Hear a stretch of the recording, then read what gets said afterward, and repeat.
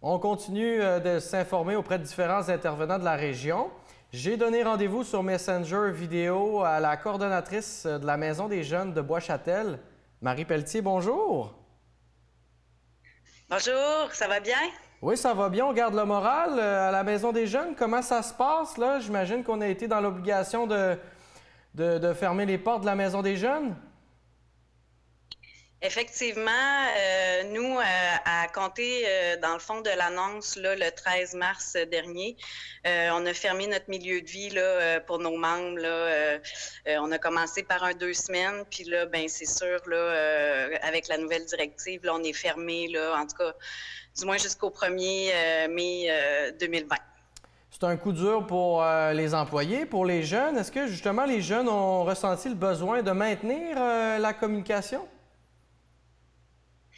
Bien, c'est sûr que nous, je pense que les organismes communautaires, étant donné qu'on est habitué de fonctionner là, soit dans des situations de crise ou en tout cas, il faut être souvent créatif et faire preuve justement de débrouillardise avec peu de moyens. Fait que c'est sûr que nous, cette situation-là, je pense qu'on s'est bien adapté assez rapidement. On voulait pas perdre le lien justement avec nos membres qui sont vraiment très impliqués de façon hebdomadaire là, dans l'organisme. Fait que pendant les 2 dernières semaines, là, on a mis en place, dans le fond, un système avec nos membres pour les rejoindre. Nous, on est présents, dans le fond, du lundi au vendredi, 2 fois par jour, là, de 13h à 15h et de 18h à 21h. Dans le fond, sur Messenger, on a une discussion de groupe. Puis à partir de ces présences-là, on fait de l'écoute, des discussions, de l'échange. On joue à des jeux. Puis là, on est en train de monter, dans le fond, un guide pour les ados, là, comment survivre à ses parents là, en période d'isolement. Puis ensuite, ça sera aux parents, là, dans le fond, de nous alimenter, puis on fera un guide pour eux autres, là, comment survivre à leurs adolescents. Comment on va faire justement pour s'informer auprès des parents? Ah, ben là, nous, c'est sûr que dans notre organisme, on a toujours été, dans le fond, très proche, dans le fond, des parents, des familles. Puis pour nous, c'était pas nouveau là, d'être en contact au niveau des réseaux sociaux, là, que ce soit avec nos membres, mais aussi avec la famille. Puis on va demander aussi à nos membres là, d'aller les questionner, puis tu sais, de justement de peut-être susciter un peu de discussion là, entre les membres de la famille là, dans leur maison.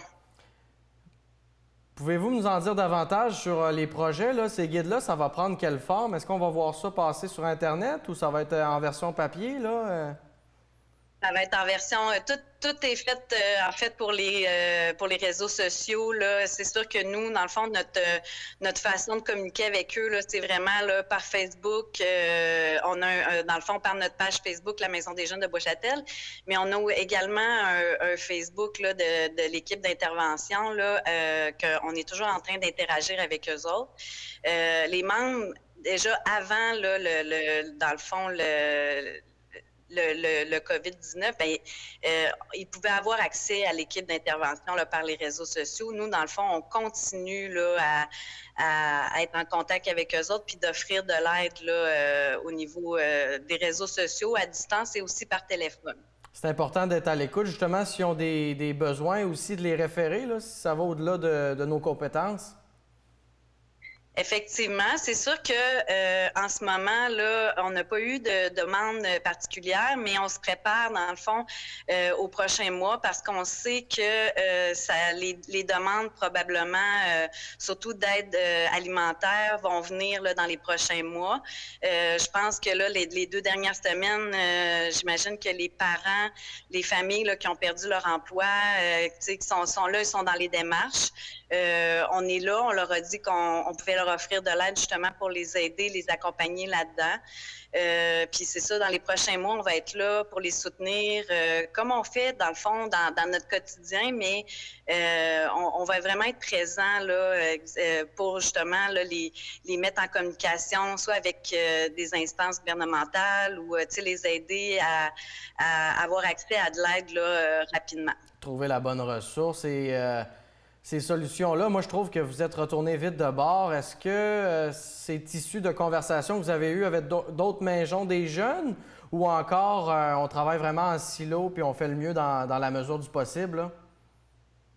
Non, je vous dirais que nous, déjà depuis plusieurs années, on est vraiment toujours dans notre milieu là, assez, je vous dirais, isolé du reste des organismes, vu qu'on agit justement différemment en réduction des méfaits.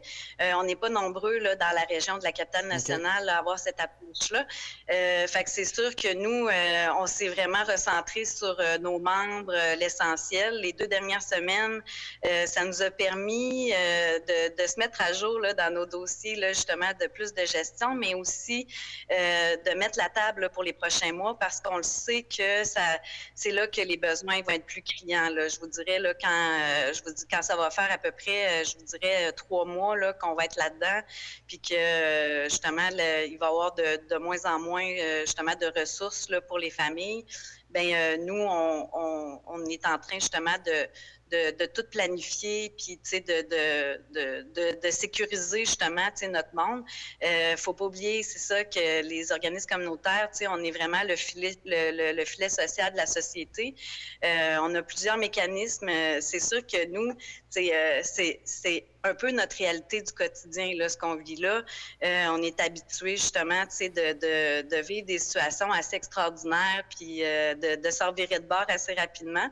C'est sûr que pour nous autres, ça a été, vu le lien qu'on avait avec nos membres, leur implication qui est extraordinaire au quotidien, bien, c'était juste, je dirais, naturel de faire une alternative là où ce qu'on pouvait être en lien avec eux autres, puis tu sais, de voir le niveau justement de stress, d'angoisse. C'est sûr que là, on a commencé hier.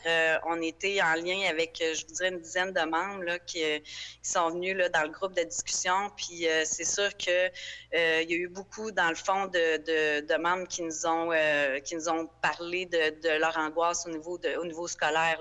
Qu'est-ce qui allait se passer?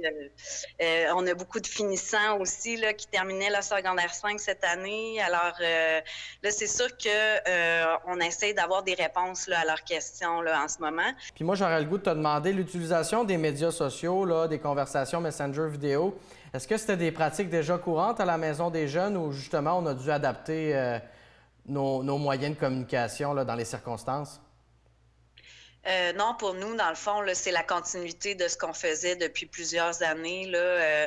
Nos membres, c'était une façon justement que nous, on avait développé de les rejoindre, étant donné justement que, tu sais, on a des liens privilégiés avec eux autres. On faisait déjà de l'intervention là, par les réseaux sociaux et pour nous autres, c'est ça, ça a été seulement de continuer le travail qu'on fait. C'est sûr que, dans le fond, on a augmenté nos présences là, avec le groupe de discussion là, sur Messenger. Vous parliez d'inquiétude chez les jeunes. Est-ce que c'est une bonne façon aussi de se désennuyer? Parce qu'il y en a certains d'entre eux qui doivent trouver le temps long. Est-ce que c'est un peu ça qui ressort des conversations? Effectivement, c'est ça. C'est vraiment ils se sentent vraiment isolés. Là. Ça a été vraiment des discussions au niveau de l'école. Plus capable d'entendre parler justement là, de la COVID-19. Puis c'est ça, c'est vraiment de trouver des moyens avec eux autres d'occuper leur temps. Puis tu sais, dans le fond, des motivés là, à faire de l'activité physique, puis de trouver, dans le fond, des occupations là, pour combler leur temps. Puis s'il y aurait des jeunes là, qui nous écoutent et qui auraient envie de communiquer avec toi, la meilleure façon, est-ce que c'est par téléphone, Facebook? Oui, dans le fond, on invite les jeunes à communiquer avec nous par notre page Facebook qui est la Maison des jeunes de Bois-Châtel. Puis ils peuvent aussi communiquer avec nous par téléphone au 581-984-7277. On est presque toujours branchés, fait que c'est facile de nous rejoindre. Marie, je vous souhaite la meilleure des chances dans tous vos projets, puis merci beaucoup de m'avoir accordé cette entrevue.